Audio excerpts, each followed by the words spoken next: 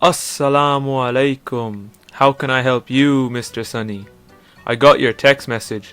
There is definitely something wrong. Why don't we discuss it so we can try to find a solution? What do you mean by something is wrong? I don't understand. You're not making any sense, Shani. Not believing in God, of course. That's what I'm talking to you about. So, when did this start and how did it come to be? What nonsense is this, Shani? You're wasting my time. You called me here for this. And just so you know, I don't believe in God because there is no God. Not believing in God is not really a natural feeling. Man is naturally inclined to believe in God. It is part of his God-given nature. It is the soul's desire, Sunny. So not believing in God must feel strange for you, and that's what I'm trying to understand and figure out. That's why I asked, what does it feel like and how did it happen? Man, you really are dumb. You know I have a PhD from Harvard University. Don't underestimate me for some lay person, Shani. People like you don't even deserve my time. Oh, okay, I get it. So one cause of this feeling is arrogance. It's starting to make sense now. Please continue. What type of person are you? Are you not offended? I don't need God at all. I have so much money and power that I could probably buy you and 10 others just like you. Okay, so arrogance and excessive love and attachment to something. In your case here, it's money and power. You know, Brother Sunny, Allah sometimes tests us by taking what we have and what we love. And other times, He tests us by blessing us with an excess amount of those same things.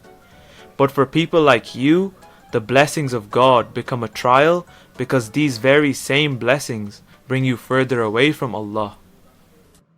Who is Allah and where is Allah? Show me where He is. Actually, how about this? If you show me God, I'll believe in God right here, right now. Sure, why not? But before we see Allah, I'd like to ask you a small question.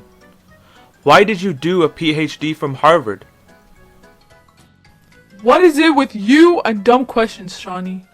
I obviously did it to gain information and knowledge. Well, in that case, show me that information and knowledge you gained. I can't see it. Can you? This is nonsense. You can only see my knowledge through my work. Correct. You're 100% right. So you agree that not everything that is present has to be visually seen. You usually see the effects and then you try to understand the cause. For example, a scientist like you publishes a paper, so your knowledge is seen and valued by reading that paper. No one can visually see your knowledge. They understand your knowledge by seeing your work, like you just said. Just like this, Allah can be understood through the words of Allah in the Quran, the signs that surround us, and the creations we see. All these lead us to understand its creator. You know, Brother Sunny, everything we observe in this world, whether living or dead, are the creations of Allah. Humans, insects, birds, the sky, the earth, etc. are all signs of Allah that lead us to recognize and understand Allah. Your point does seem to have logic. But have you not heard of the theory of evolution? Man is the result of evolution, and every single thing started as a single cell. I wasn't expecting someone like you, a person holding a PhD from Harvard, to use the theory of evolution, something that is itself evolving and refutable, to disprove the existence of Allah. Ha! I knew it! You got scared when I brought up the theory of evolution. You must be too nervous to even talk about it anymore. As soon as science is involved, religious people like you run away and hide. Okay, no problem. Let's talk about the points you brought up about the theory of evolution. Please correct me if I'm wrong, by the way, but doesn't that theory state that all living things evolved from a cell? Like humans, birds, insects, and all living things.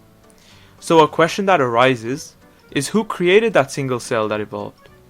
If it is said that the cell was created by the chemicals and the chemical reactions of certain elements, then I would like to know who it is that created those chemicals and elements. And doesn't the theory of evolution itself talk about natural selection? That there is a force leading to these changes? Who is the force behind these changes? You know, scientifically and logically, there has to be a creator or a cause who initiated the effect. That very same thing must be the cause of all existence. What you're saying is starting to make sense, I guess. And one last point, Brother Sunny. Not believing in God must be a strange feeling. No person who reflects and contemplates can deny the signs of Allah, because they are everywhere you look, on you, within you, around you, and with you.